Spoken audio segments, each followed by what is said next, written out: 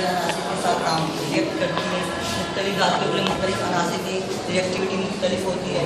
धातुओं को इनकी तंती तरतीब में लगाया जाता है, जो कि कुछ इस तरह से potassium, sodium, calcium, magnesium, aluminium, zinc, नुकास, सीसा, तांबा, पारा, चांदी, सोना जो कि बिल्कुल भी रिएक्ट नहीं करते हैं। मैग्नीशियम को जब ठंडे पानी के साथ मिलाया जाता है तो वो बिल्कुल भी रिएक्ट नहीं करता है।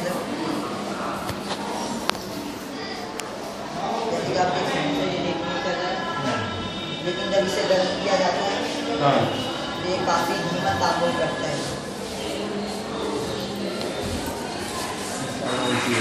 हाँ, इसीलिए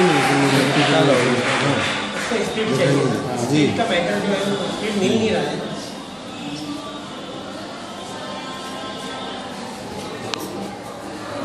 स्पीड क्या सही कपड़ा रहेगा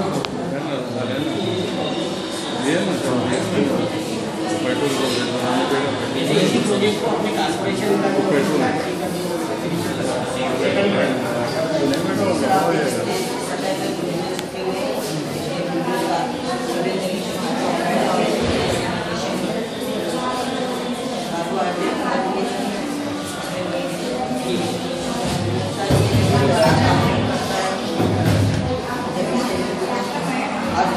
मिलाया जाता है।